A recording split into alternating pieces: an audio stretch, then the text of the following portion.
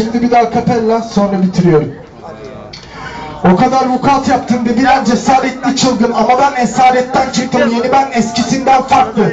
Rahatsız ansızın gelir amansız kelime saldırıları. Saçını mora boya beni ara taramalarla. İdolüm Jennifer Lopez, idolüm Octavia Pez. Gidelim görelim vuralım dediler. Dedim moruk buyur bana ana, üstü sörf yapar manitan.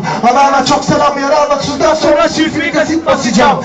Ereksiyon anındaki düşünceleri kağıda dökmek rap değil, enjekte edin uyuşturucuyu şarkı haline getirip.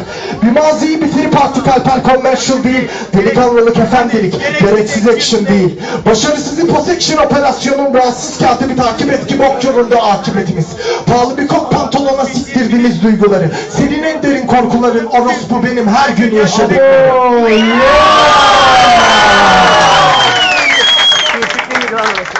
Ne bileyim lan. Uzanmıyor.